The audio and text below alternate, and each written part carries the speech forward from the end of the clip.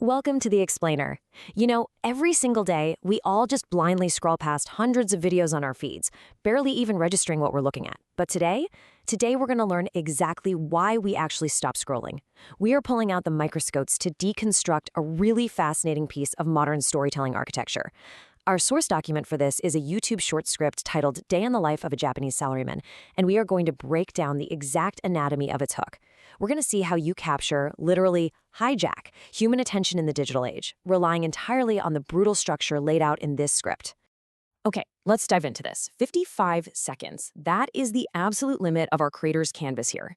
The entire total runtime of this script, the whole shebang, the complete narrative arc from start to finish, is confined to that tiny, tiny window. And when you look at a constraint like that, it immediately establishes the incredibly high stakes of this format.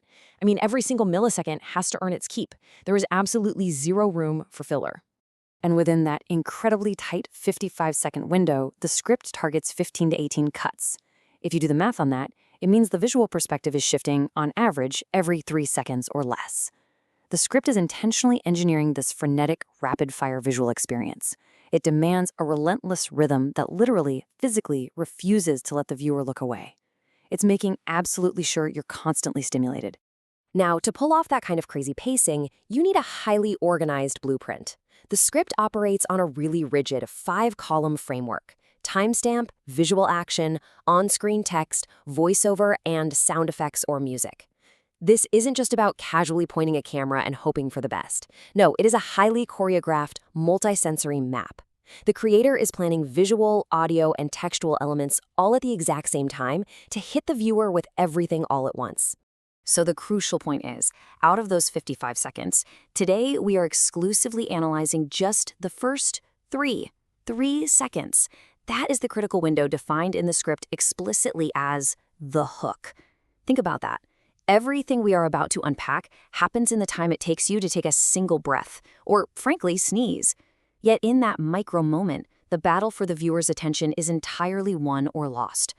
Let's walk through the exact millisecond pacing of this hook to see how these sensory elements are layered. At precisely 0 seconds, an aggressive alarm blares. Almost immediately after, at the 1-second mark, an action occurs. A hand slams that alarm. And by the time we hit the 3-second mark, a hard trap beat drops.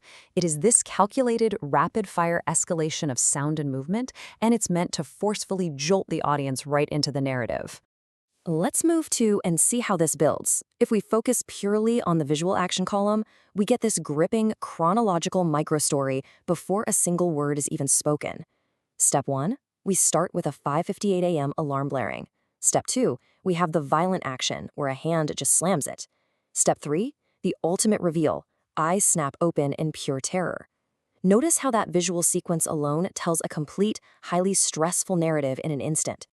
Isolating those visual instructions really reveals a deeply uncomfortable physical reality. The script explicitly calls for an extreme close-up, which creates this immediate sense of claustrophobia. You're trapped in that tight space. Add in the painfully early 5:58 a.m. timestamp, the physical aggression of the slamming action, and that specific instruction for pure terror in the eyes.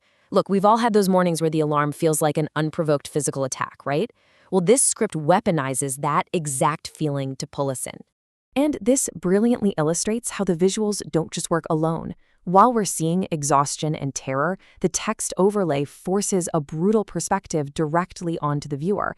It reads, POV, you chose the Japanese work life. By using POV or point of view, the script forces you right into the psychological mindset of the exhausted salaryman. It's not just some guy waking up, the script is telling you that this is your life now. Now, let's contrast that text with the actual voiceover script that the audience hears spoken aloud. Day 247, the alarm wins again. This is where the world building gets super heavy.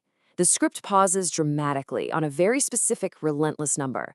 Not day 2, not day 10, day 247. It instantly builds a massive amount of narrative tension and backstory. It tells us that this terrifying 5:58 a.m. wake-up isn't just a one-off bad morning. It is a grueling, endless cycle where the alarm is the undisputed victor. Now, what's really interesting about this part of the script is the violent sensory collision happening. Visually, we are seeing pure, horrifying terror. But audibly, we aren't getting sad strings or some dramatic orchestral swell. No, we are getting a hard trap beat drop. The creator is brilliantly colliding the psychological horror of this endless corporate grind with the high energy, aggressive swagger of trap music. It's totally unexpected, and it hooks the brain immediately. And that aggressive alarm isn't just background noise either. It is a weaponized auditory cue. Used from the very first millisecond, it perfectly matches the visual claustrophobia of the extreme close-up. It physically wakes the viewer up just as violently as it wakes up the salaryman in the script. It masterfully establishes the grueling reality of that 5:58 a.m. start before snapping seamlessly into that heavy beat. So, we have just dissected 3 incredibly dense seconds of script writing. It's a stark reminder that attention in the digital age is fought for, and won, millisecond by millisecond. Every word, every sound effect, and every camera angle is strategically placed to grab you and pull you into a 55-second sprint. The hook did its job. It established the world, the conflict, and the sheer exhaustion of the character in the blink of an eye.